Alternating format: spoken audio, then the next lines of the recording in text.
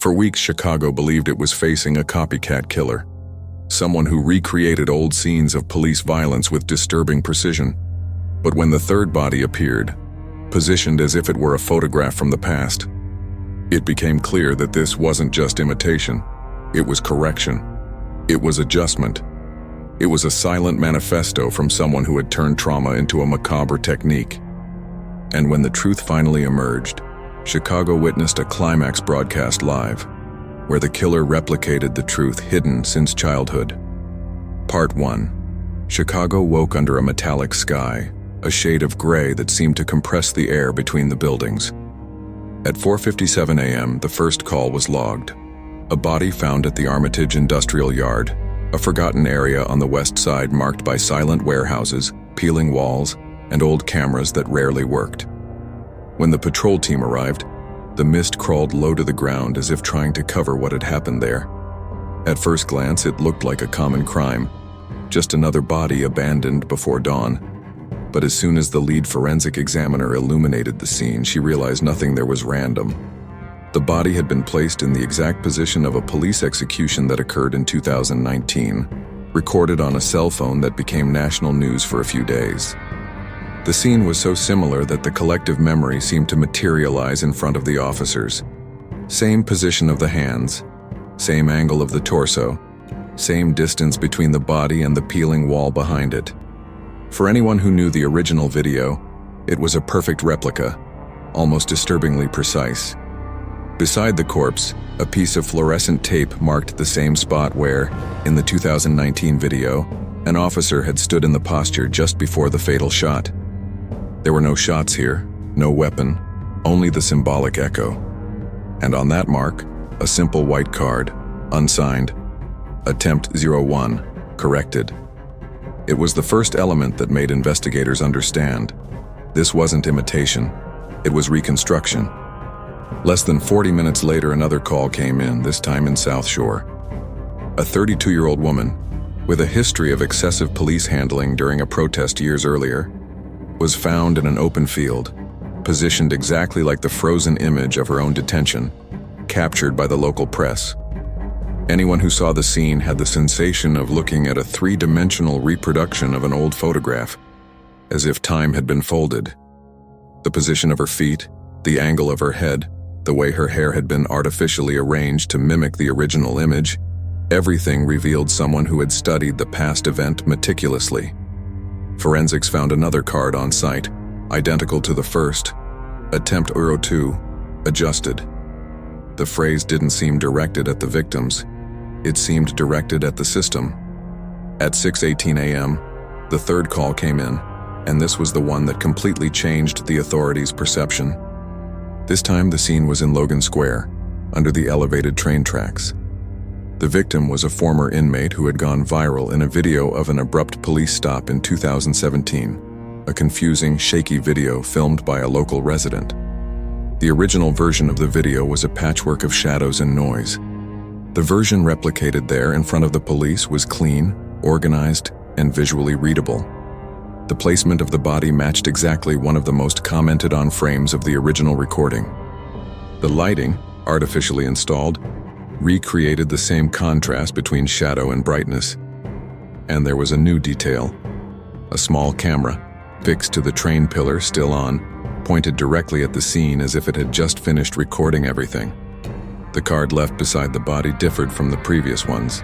Attempt 03, now you see. These three scenes appeared in sequence, over a span of just a little more than an hour. There was no randomness, no impulsiveness. There was planning, mise en scène, symbolism. For the first time, officers began to understand that they were dealing with a killer who didn't want to simply kill. He wanted to redo. He wanted to correct. He wanted to show. And it was at that moment, while observing the technical repetition, the precision of the gestures and the structural obsession, that an analyst from the local division murmured the nickname that would begin to echo inside and outside the police force. "We've got a replicator." The nickname spread almost instantly. Replicator, not because he imitated crimes, but because he replicated public scenes of police abuse with disturbing perfection. Not because he hid, but because he seemed intent on producing a catalog of corrected mistakes. Not because he sought specific victims, but because he sought archived stories. At that moment, no one imagined this would be just the beginning. No one suspected the criminal had prepared an entire narrative. No one imagined he was about to challenge the very idea of authority. The third card, found at the last scene, seemed to anticipate this. You chase people, I chase patterns. And it was exactly at that point that the MINDTRACE division would be called in. Part 2. At 7:11 a.m., the MINDTRACE division landed in Chicago.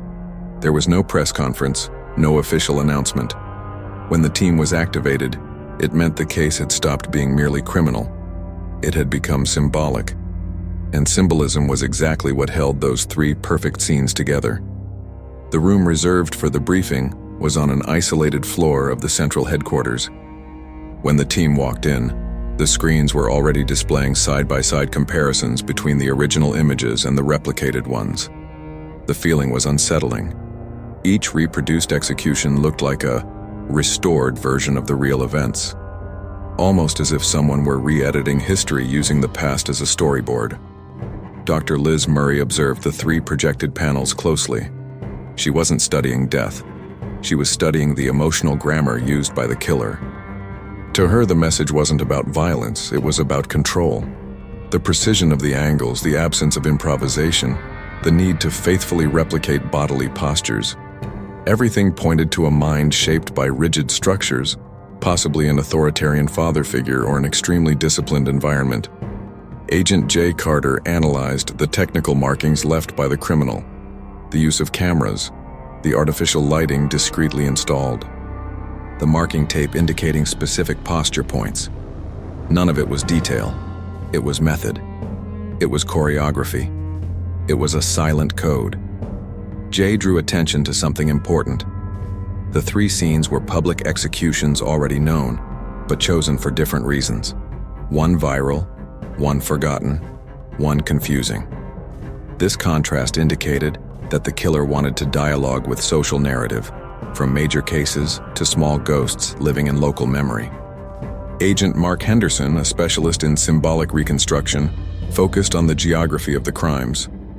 3 scenes, 3 distinct neighborhoods, 3 different social realities. Each choice seemed intentional.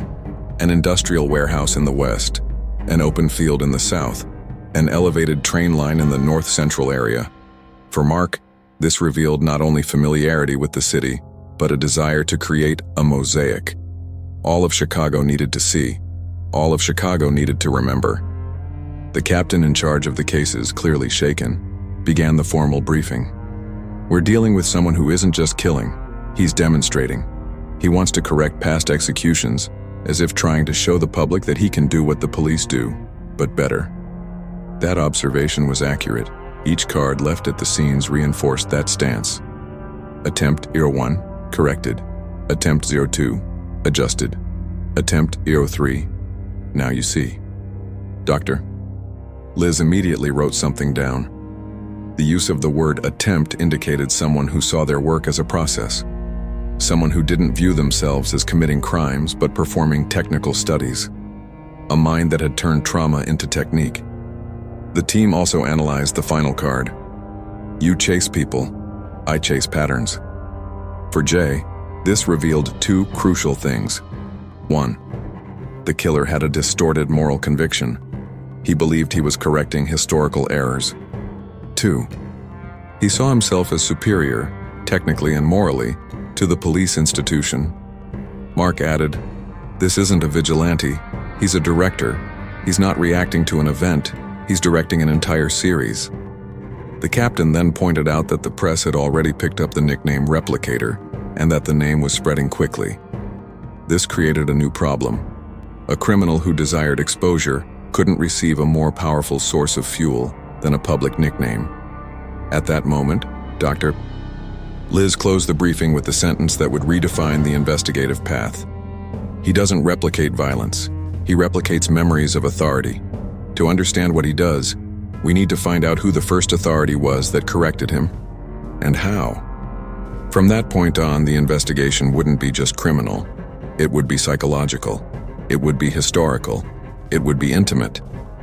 And the Replicator, without even knowing it, had just summoned the most precise unit for deciphering broken minds that transform themselves into living manifestos. Part 3. The first stage of the MINDTRACE division when facing ritualized crimes is always decoding. Not decoding the act, but the intention that supports the structure of the act. And in the first hours after arriving in Chicago, it became clear that the Replicator did not operate like a conventional killer. He behaved like someone who uses death as a means, not as an end. The team gathered in the cognitive analysis room, where the images of the 3 scenes were displayed simultaneously, projected side by side with their respective original videos or photographs. The comparison was unsettling. The technical fidelity between original and replica revealed something the team knew well. Traumatized minds tend to fixate on frozen images, as if they were eternal frames representing not the world itself, but what that world did to them. Dr. Liz Murray began the surface interpretation, something she called reading the margins. It was the observation of the silent details, the things the criminal does not say, but shows without realizing. She noted that all the replicated scenes were police executions in which the original victim displayed some level of forced submission. The pattern wasn't in the fatal act, but in the moment before it, the moment when the victim gives in. Submission seemed to be the symbolic focus. For Liz, this suggested someone who, in childhood, had been forced to reproduce behaviors of extreme obedience, especially in a domestic environment marked by rigid authority. The replication of these frames indicated that the killer had internalized the logic of submission as a form of communication.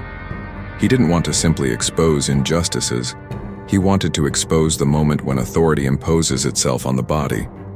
It was in that frozen second that he found meaning. Agent J. Carter, a specialist in cognitive patterns, directed his analysis to the technical functionality of the action. He observed that the scenes had an implicit order. Scene 1. Replication of a widely debated viral video. Scene 2. Replication of an image of a police stop forgotten by time. Scene 3. Replication of a confusing, amateur, low-quality video. It was as if the Replicator were testing the degree of complexity with which he could reconstruct public memories.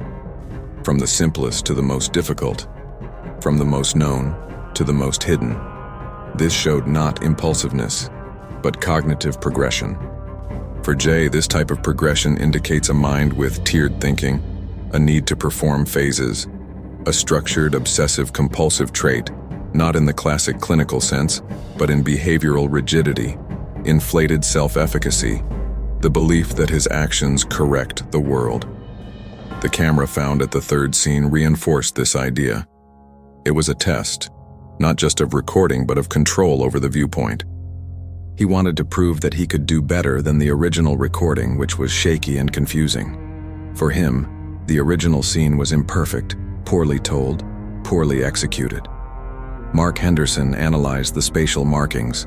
3 scenes, 3 parts of the city, 3 levels of public visibility. Each location seemed chosen for different reasons. Scene 1. Armitage Industrial Yard.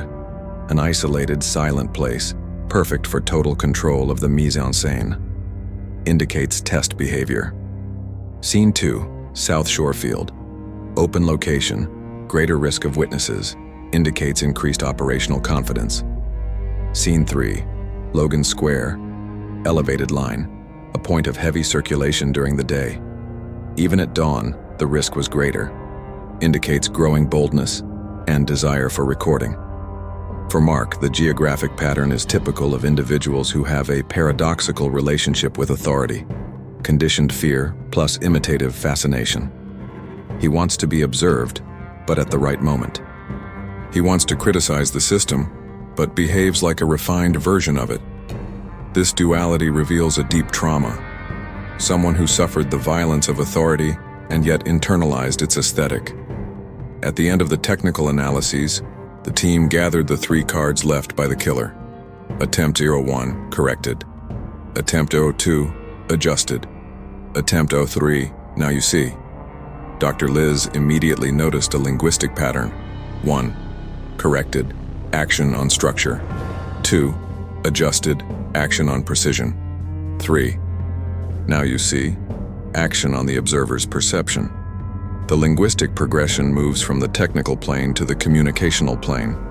In other words, he was preparing to speak to the city, not just to the police. The third card was a public message. It was the first time the Replicator revealed expanded awareness of narrative impact. This led the team to conclude that the criminal wasn't simply replicating scenes of abuse. He was replicating the sensation of being corrected in front of someone who held absolute power. Symbolically, he was transforming these executions into mirrors of his own history. Jay added another point: the choice of victims. None were connected to the original crimes. The Replicator chose men and women who had already been handled violently, but in different contexts. This meant he selected people with emotional histories linked to oppression exercised by the system. People who carried public psychological scars. For the Replicator, these victims weren't individuals. They were symbols. Mark highlighted that the bodily arrangement of the victims showed complete absence of struggle. This could mean co-optation, psychological manipulation, induction, or unexpected attack. The absence of resistance reinforced the theatrical nature, not impulsiveness. Dr. Liz concluded, the Replicator isn't reconstructing crimes. He's reconstructing memories. Someone taught him that submission is a language, and now he wants to subvert that language. And more. She noted that each scene seemed to create a narrative that didn't end there. It was as if the Replicator were preparing the public step by step for something bigger. The team then defined the first 3 central hypotheses for investigation. Hypothesis 1. Individual with a history of authority abuse in childhood, someone shaped by a father or dominant figure with military or police discipline. The trauma would have been internalized as behavioral aesthetic. Hypothesis 2.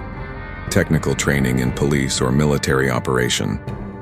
The precision of the postures, the knowledge of framing, and the absence of improvisation suggest prior professionalization. Hypothesis 3. Symbolic paraphilia based on inverted humiliation. The victim does not represent an enemy.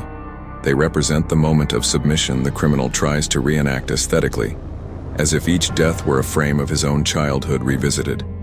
It was evident that the Replicator didn't just want the city to see his scenes.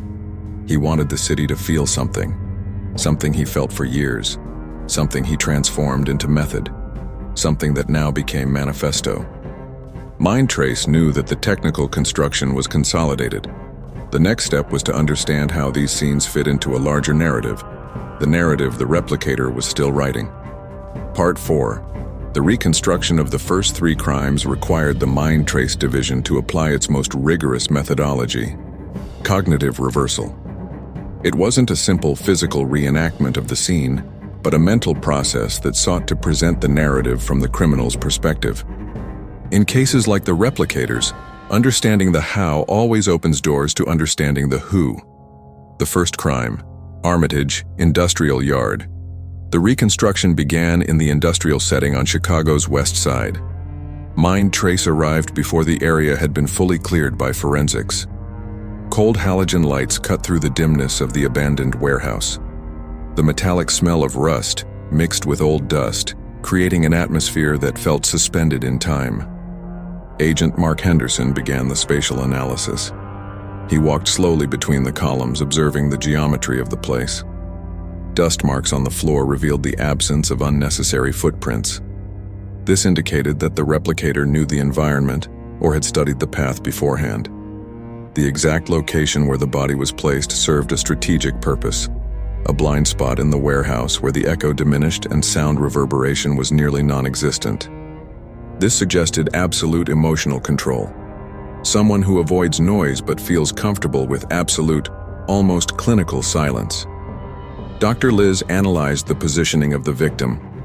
Arms exactly 38 degrees from the body's axis, head tilted to the same angle recorded in the original video, the same distance from the peeling wall. This level of precision required 2 things. 1. Obsession with details. a compulsive need to recreate the original scene as a perfect frame. 2. Time. The killer did not work under pressure. He had enough space and security to manipulate the victim after death. Agent J. Carter observed the card left at the scene. Attempt 01, corrected. The word attempt indicated process. The word corrected indicated revision. For J, this revealed the modus operandi. The replica wasn't a tribute, it was a repair. The replicator didn't exalt the original scene, he judged it insufficient. Mark added, the wooden pallet next to the body had been moved a few centimeters so as not to interfere with the visual composition. The criminal thought like a cinematographer, not like an aggressor. This reinforced the hypothesis of an individual trained in technical observation, someone accustomed to working with angles, framing, and symmetry. The second crime, South Shore Field. The reconstruction in South Shore was completely different. The open field brought a new logic, the absence of physical barriers and the unpredictability of the external environment. Yet the replicator transformed this uncontrollable space into a natural stage. The victim was positioned exactly like in the old photograph of her detention. The shadow projected by the artificial lighting applied by the criminal mimicked the shadow in the original photograph. Jay observed that the light source had been attached to a tree, approximately at the same solar angle recorded in the archived image. This was more than technique. It was obsession. Liz analyzed the victim's face. There were no signs of physical resistance. What caught her attention was the body posture. The body seemed to have been adjusted as if it were a mold.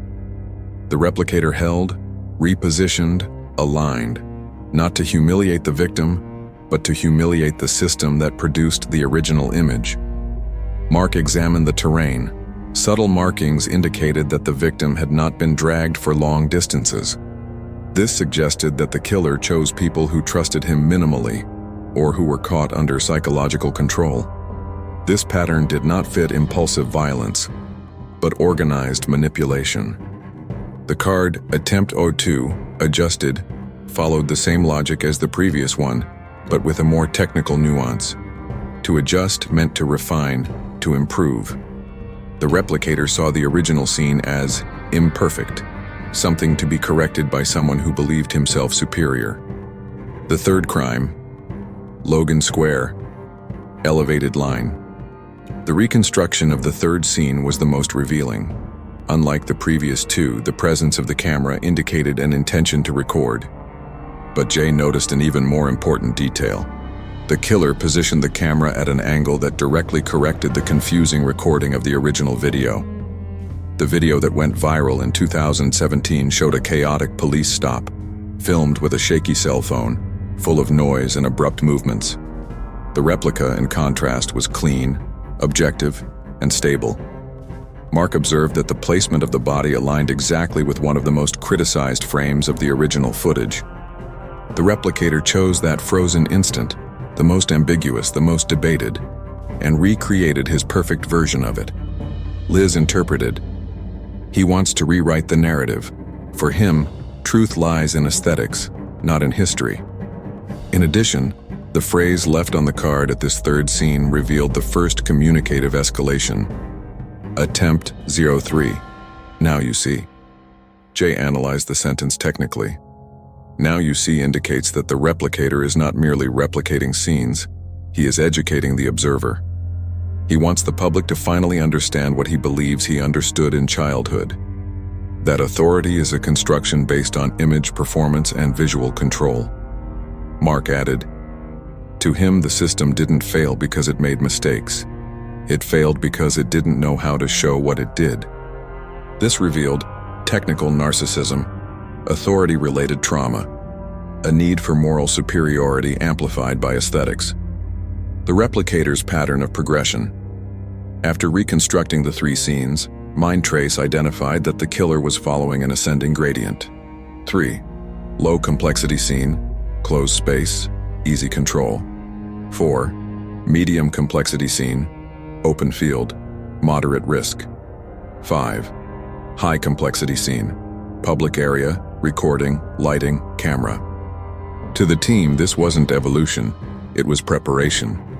The replicator was testing limits, refining the language, adjusting the technical vocabulary with which he would communicate in future crimes. Liz stated, "He's warming up." Jay added, "And he's not warming up for the next crime, he's warming up for the final message." Mark concluded, "The replicator does not pursue death, he pursues narrative."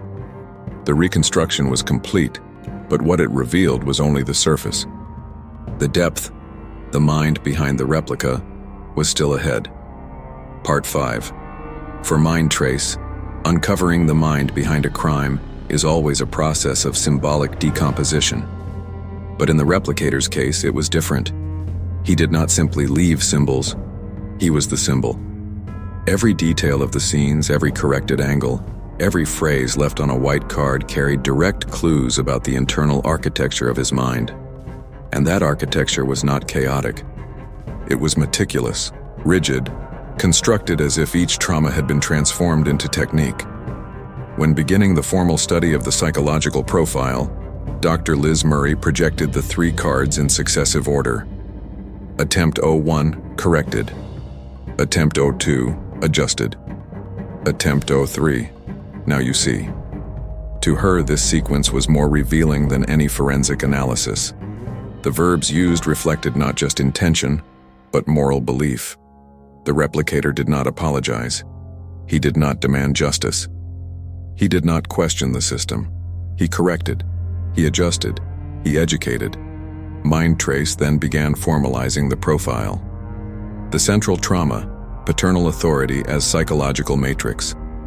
The strongest hypothesis emerged from the recurring pattern: submission, correction, rigid positioning. For Liz, this pointed to a childhood marked by an authoritarian, controlling father, possibly military or police. An environment where discipline was applied as absolute method, error was punished with rigidity, and obedience was demanded as moral value. This type of environment produces children who, 1. Learn that the gaze of others is more important than their internal truth. 2. Transform affection into performance. 3. Confuse authority with technical competence. The replicator, raised in such an environment, likely learned very early that there are only 2 possible roles: the one who corrects and the one who is corrected. He chose the first to mask the wounds of the second. Jay integrated this analysis with cognitive elements. Traumas linked to authority generate rigid thought patterns, in which the individual tries to imitate behaviors that once harmed him, in an unconscious attempt to dominate them. The replication of scenes of submission was not merely a symbolic choice, it was compulsion. It was an attempt to rewrite his own story with himself in the dominant role. Technical narcissism, the belief in moral and operational superiority. The replicator did not see himself as a killer, but as an evaluator, someone who believes the system is flawed, not morally, but technically. He believes he can do things better, that he sees deeper, that he understands for real. This indicates a specific type of narcissism, technical narrative narcissism. It is not the classic narcissism based on admiration. It is narcissism based on competence. For this profile, feeling more capable is equivalent to feeling morally superior. To correct is to prove worth. To expose the failure of others is to reaffirm identity. The 3 scenes demonstrate this clearly. In the first, he corrects. In the second, he refines. In the third, he shows. The progression is clear. The replicator is escalating his own narrative. The type of paraphilia. Exposure as psychological pleasure. MINDTRACE identified that his emotional impulse is not sexual. It is symbolic. The replicator's paraphilia is based on exposure. Not physical exposure, but institutional exposure. He derives satisfaction from revealing failures of authority, redoing public scenes with perfection, humiliating the system through aesthetics. This paraphilia is born from an emotional core common in victims of hyper-authoritarian parents, transforming shame into control. The replicator experiences pleasure by inverting roles. The one who once corrected him is now corrected by him. It is cognitive, emotional, and moral pleasure. The choice of victims. Substitutive symbols. The victims were never chosen for who they were. They were chosen for what they represented. To him, each victim is a symbol of institutional submission, a fragment of memory, a substitutive piece in the mental theater of trauma. The repetition of submissive postures shows that he tries to relive in each scene the moment he himself was dominated. By replicating these positions, he places himself symbolically in the place of authority and projects his rage not onto the victim, but onto the memory. Liz summarized, "Victims are not people, they are molds." Jay made a crucial observation. If he's replicating postures, he's replicating emotions. He's writing chapters of an emotional story. Mark added that this logic is typical of individuals who see the world as a stage of moral correction. The victim is therefore an instrument, never a personal target. Relationship with the police. Fascination and repulsion. The replicator exhibits a clear paradox. He hates the police, and he wants to be better than them. This is not contradiction, it is trauma. He learned as a child that authority is the path to control, but also the origin of his pain. So he does what traumatized minds do. He imitates the trauma to try to dominate it. He recreates police executions not to destroy the police, but to surpass them. The scene he replicates is the scene that shaped his past. He uses the aesthetic that hurt him to expose what he believes no one saw. This ambivalence is the emotional core of the killer. The psychological cycle phases of the replicator. From the full analysis, MINDTRACE defined the behavioral cycle he repeats. Phase 1, triggered memory. Some old scene awakens him, a video, a topic, or a memory. Phase 2, obsessive preparation. Watches the video dozens of times, studies angles, memorizes positions. Phase 3, technical reenactment. Reproduces with perfection, corrects the system's failure. Phase 4, moral consolidation. Leaves cards as lessons. Phase 5, symbolic exposure. Shows his version to the public. The third card already demonstrates this. Phase 6, compulsive repetition. A new memory replaces the previous one, restarting the cycle. Liz concluded, "This is the profile of someone moving toward an emotional climax. He hasn't shown everything yet." Jay added, "He's escalating narrative, not just crimes." Mark closed, "The replicator is preparing for the moment when he himself becomes the scene." The team did not yet know how, but they knew he was approaching that point. His mind did not seek escape. It sought conclusion, and that would be the theme of the next part. Part 6. The first 48 hours of the investigation were marked by a flood of clues, most of them illusory. In ritualized crimes, this is expected. Symbolic criminals usually leave trails that seem important, but serve only to reinforce their narrative, not to be useful in the investigation. But in the replicator's case, the feeling was even more unsettling. It seemed that every false clue had been carefully planted to test the team's reasoning. MINDTRACE analyzed everything with cold precision, fully aware that killers driven by aesthetics always leave cognitive traps. And the replicator was exactly that type of mind, strategic, patient, and deeply theatrical.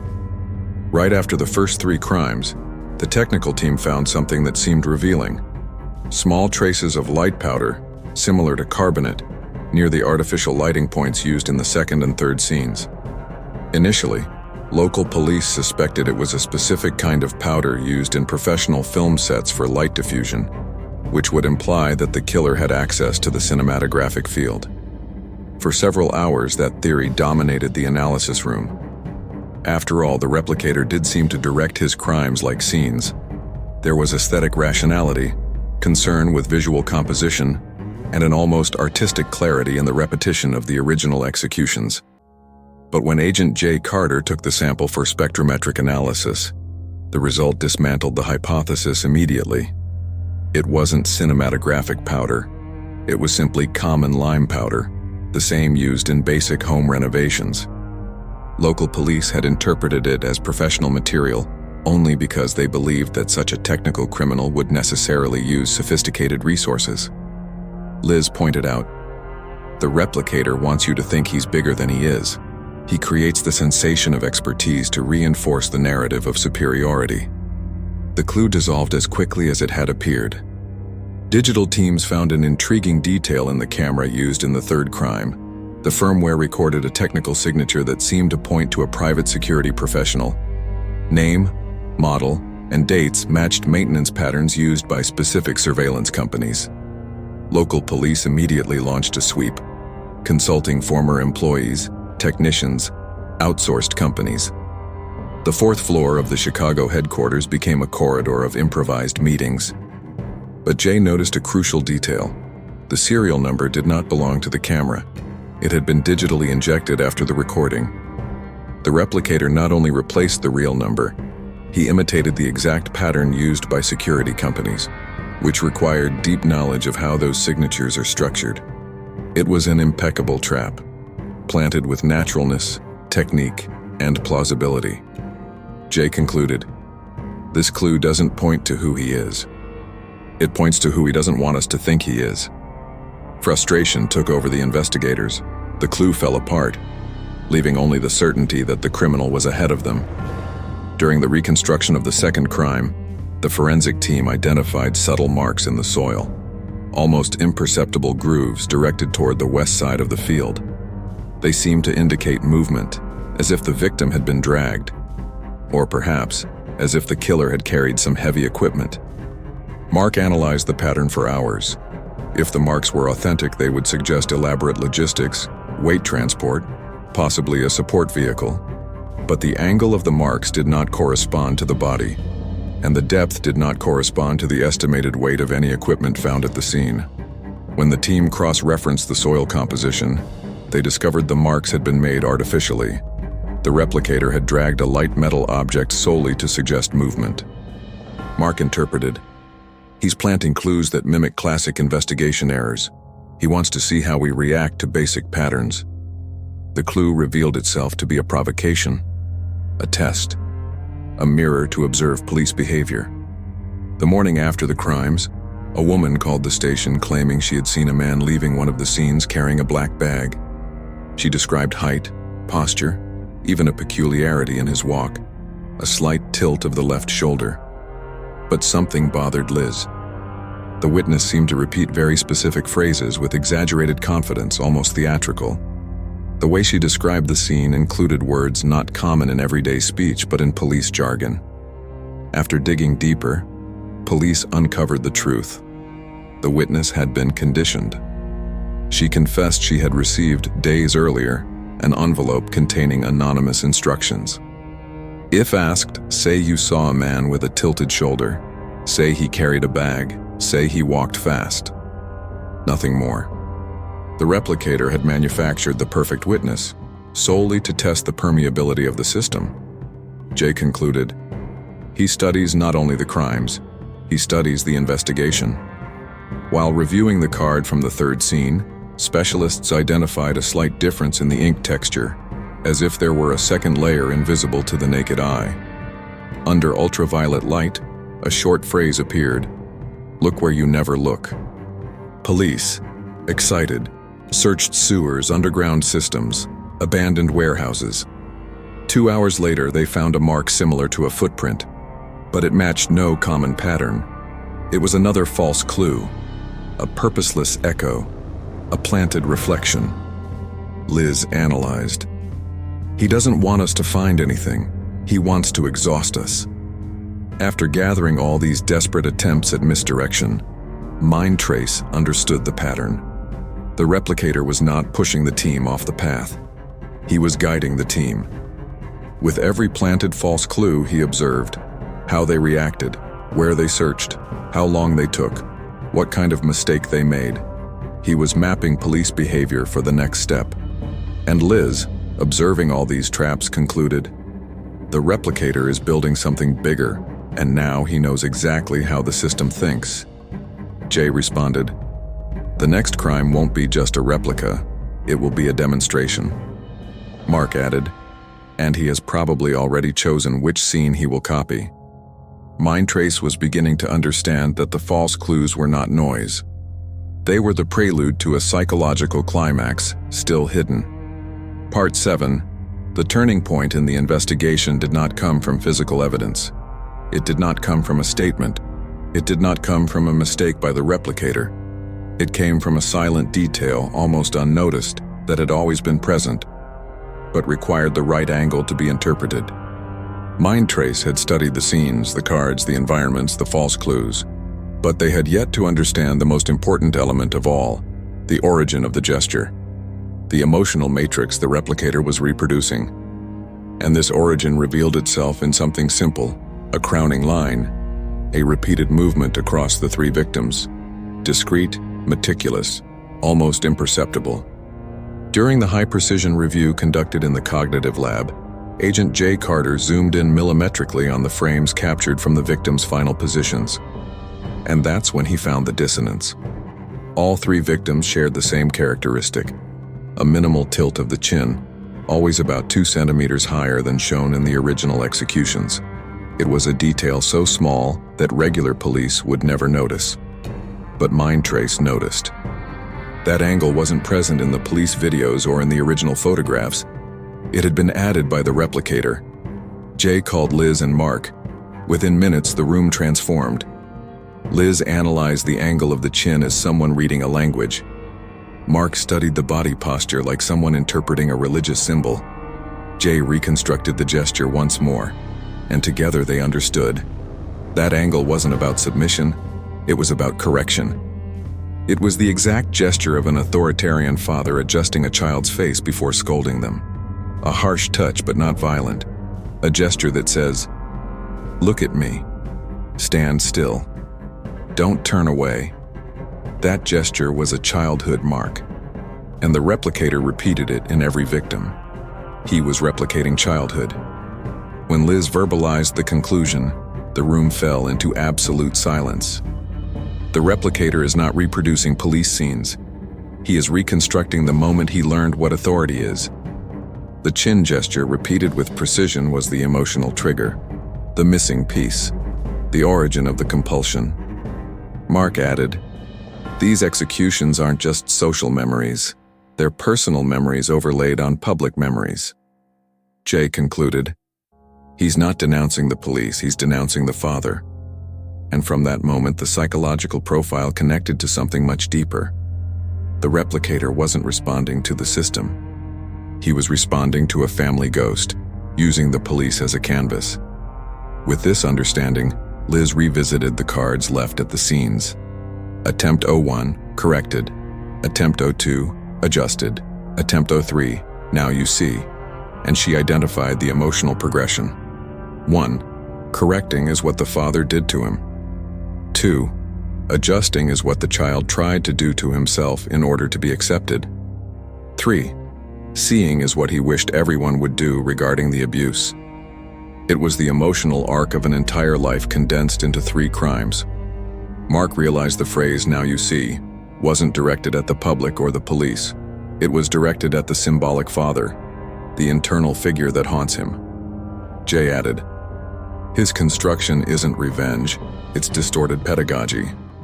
It was teaching. Every false clue revealed something. The conditioned woman showed how he learned to obey blindly. The faked drag mark showed how he learned to endure arbitrary punishment. The falsified camera signature showed how he learned that authority can lie. The ultraviolet phrase showed how he tried since childhood to be seen. The false clues were, in truth, encapsulated lessons. MINDTRACE was being guided through an emotional script. The replicator was reenacting a dialogue he never got to have. Liz formulated the final insight. The replicator is building a posthumous conversation with the figure who shaped him. Each crime is a silent sentence. Each replica is an attempt to rewrite history. But that is not enough for him. The climax will come when he can confront the ghost of the father before the entire city. Mark interpreted the spatial pattern the same way.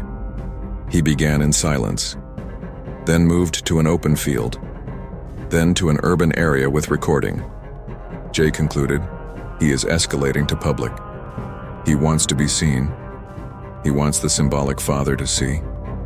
It was then that the insight took definitive shape. The next crime would not be a simple replica. It would be a replicated scene broadcast, live, and not because he wanted notoriety, but because he wanted to place the entire city in the role of the father, watching, judging, correcting. The team was still processing the weight of the insight when the unit's encrypted system beeped. An anonymous message, no sender, no traceable origin. It contained only 5 words. Now it's your turn. Liz took a deep breath. Mark closed his eyes. Jay stared at the screen as someone recognizing the final point of a pattern. The replicator was not fleeing. He was inviting. And the next move would not be merely a crime. It would be the emotional apex of the entire narrative. A climax built since childhood. A stage prepared for years. A final replica that would involve the entire city. And MINDTRACE itself. Part 8. The message, "Now it's your turn," was not just a warning. It was a summons. An invitation to take part in the final phase of the narrative the replicator had been building since the first replica. MINDTRACE knew that when traumatic criminals reach this stage, they are no longer seeking just to stage the final crime. They are seeking to conclude their own story. The team immediately mobilized the monitoring center. Chicago seemed to breathe shorter, heavier, as if it sensed the approach of something that could not be stopped by conventional methods. The replicator did not want to run. He wanted to be found. More than that, he wanted to be watched.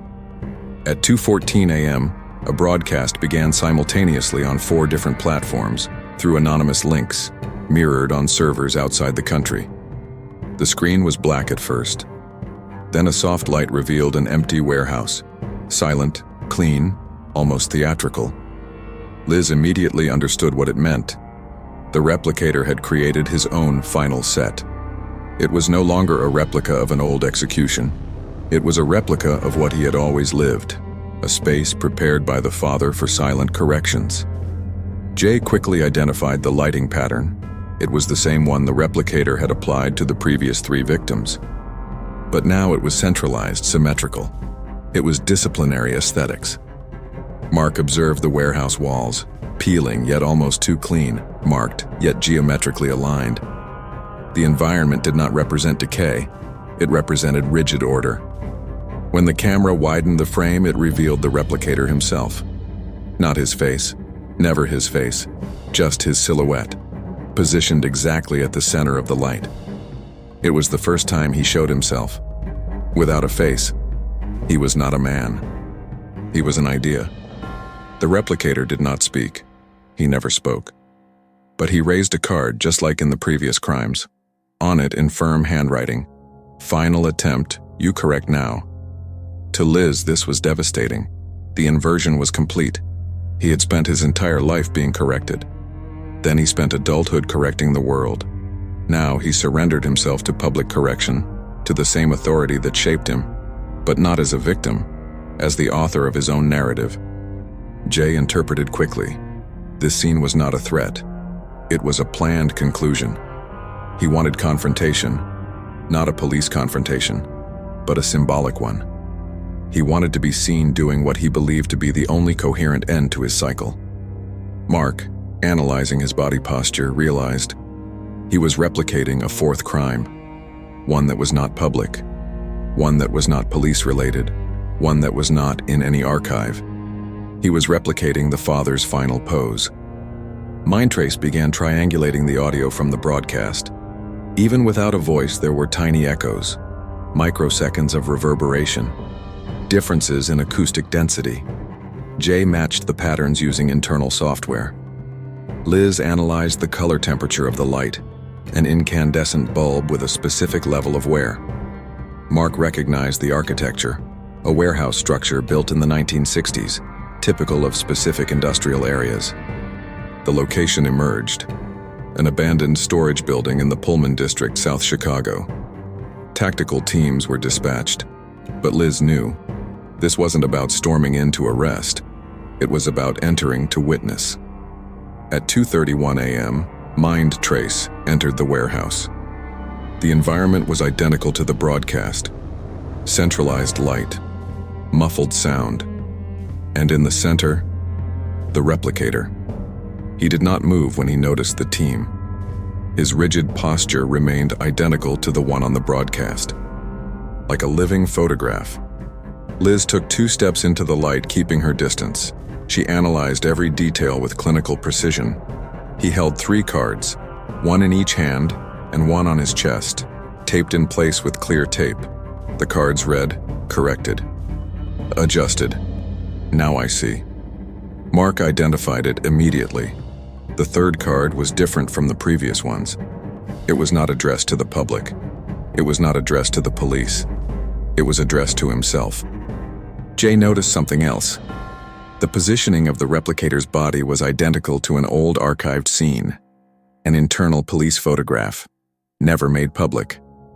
The photograph of a former military man found dead in his own garage years earlier, in a case officially classified as accidental death by firearm. But MINDTRACE knew it was suicide, and Liz recognized the posture. It was the posture of a man defeated by his own inner authority. It was the father. The replicator was positioning himself as the father. The broadcast was still live, replicating the scene for thousands of clandestine screens. The replicator slowly raised a 4th and final card, one that had not appeared on the broadcast. On the card, "Final corrected." Liz understood what it meant. Jay did too. Mark silently nodded. The final replica was the father's own suicide. The replicator was not there to run. He was not there to be arrested. He was not there to keep killing. He was there to end the cycle. The camera installed in the corner began to widen the frame. The last movement needed to fully replicate the father's original scene. Liz took 1 step forward, not to stop him, but to witness him, to ensure that at least in that moment he was seen. The replicator moved into the exact final angle, the exact final gesture, the exact final symbolism, and before the city, with a live broadcast, he concluded the last replica. There was no graphic violence. There was only one final symbolic gesture, the controlled, ritualized fall, identical to the original archive. The replicator ended his own narrative, not as a killer, but as a replica, the deepest replica of all. Part 9. MINDTRACE's entry into the warehouse marked the beginning of what seemed like a capture operation. But from the first moment, Liz, Jay, and Mark knew that was not a pursuit. It was a final ritual. The replicator had prepared every detail to transform that space into the stage of his last replica, the only one that truly mattered to him.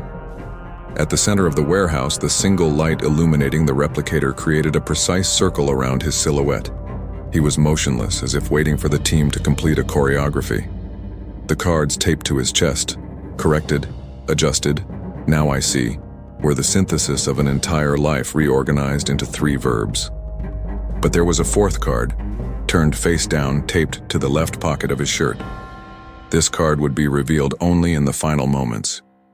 The replicator did not turn when he felt the team's presence. He did not attempt to flee. He showed no threat. His breathing was far too calm for someone surrounded by federal units.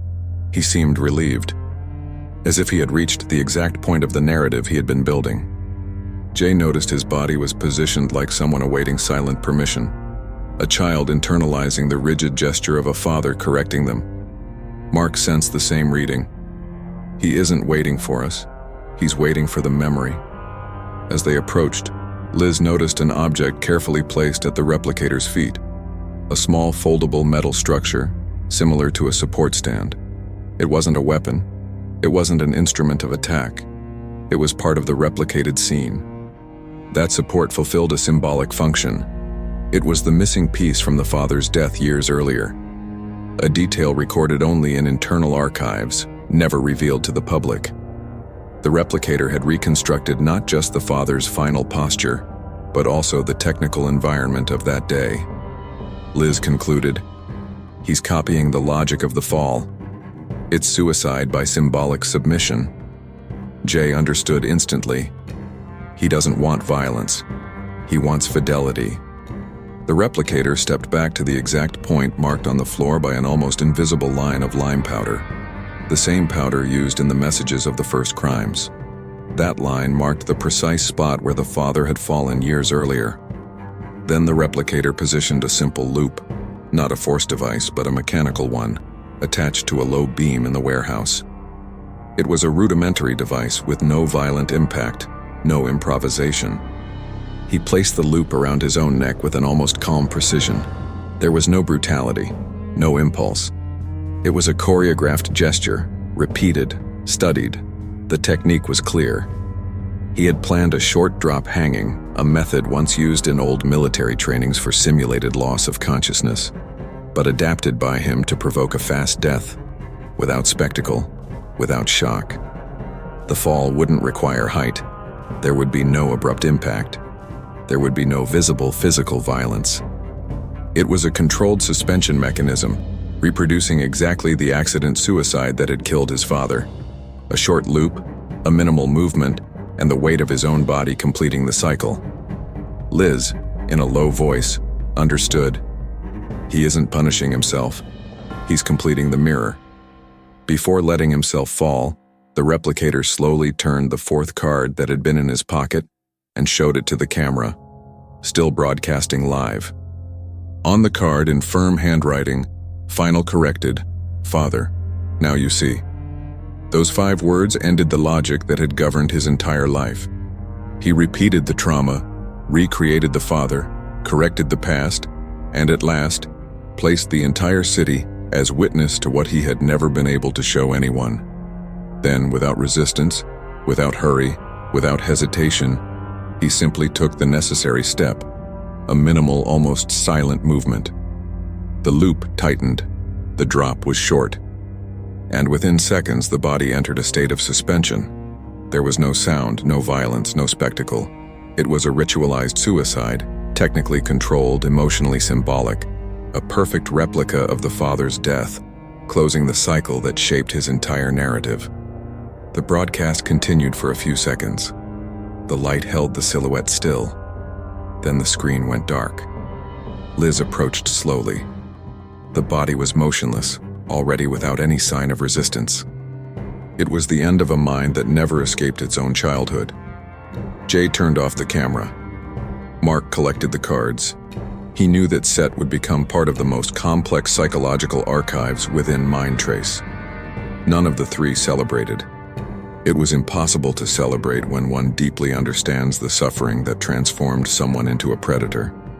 The team observed the body for a few minutes, not out of curiosity, but out of respect. Because in the end, every crime the replicator committed had been a chapter of the conversation he never got to have. And now, that conversation had ended. The capture was not the moment of death. The capture was the understanding. MINDTRACE did not capture the replicator's body.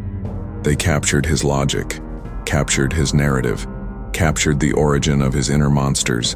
And this understanding, painful as it was the only way to prevent new replicators from emerging in the future. Liz concluded silently as the team withdrew. When authority becomes trauma and trauma becomes technique, the world creates shadows that replicate what hurt them. Today, that shadow faded, but the root still needs to be understood. Part 10. The replicator case did not end in the Pullman warehouse. The broadcast, the final gesture, and the symbolic reconstruction of a fractured childhood left echoes that would remain for years in Chicago's collective memory, and in the emotional structure of the MINDTRACE division itself. For many, he was just a ritualistic killer who imitated public scenes of abuse.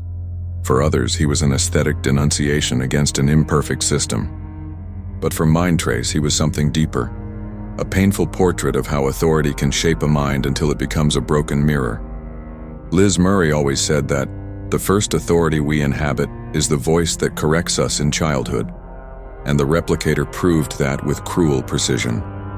Each crime was a reinterpreted memory. Each replica was an attempt to retrieve a lost instant. Each victim was an emotional fragment used to assemble the final mosaic, the reconstruction of the father. His suicide, controlled, technical, ritualized, was not an act of surrender. It was his final attempt to repair the emptiness that followed him throughout life. A gesture that said, If I learn to do what he did, maybe I'll understand why I was made this way. But there is no understanding possible when the origin is emotional violence. There is no technique capable of correcting a wounded childhood. There is no replica that returns to the adult what the child lost. The city sought answers in numbers, statistics, and policies, but the answer was in the silence between the scenes. The replicator was not born from crime. He was born from the feeling of not being seen, and he spent his entire life trying to force the world to see what he carried in silence. For MINDTRACE, the lesson was clear. When authority forms more through fear than through bond, trauma becomes language. And any language can be used to create, or destroy, entire narratives. J. Carter closed the case file with a simple observation. The replicator wasn't correcting old executions. He was correcting himself through each victim. Mark Henderson analyzed the final scenes and wrote, "He didn't run from the system. He tried to surpass it to prove he could be better. In the end, he realized he was only repeating the father." And Liz, standing before the analysis room mirror, wrote the sentence that officially closed the report. He didn't replicate crimes. He replicated pain. In the end, a bitter but necessary understanding remained. The world does not create ready-made monsters. It creates wounded children who often grow up not knowing what to do with the pain they carry. The difference between healing and collapse lies in who listens or who doesn't. The replicator case was not just an investigation. It was a reminder. When we silence suffering, it finds a way to become noise. Sometimes noise. Sometimes echo, sometimes replica, and it is up to us to decide whether we see it before it's too late.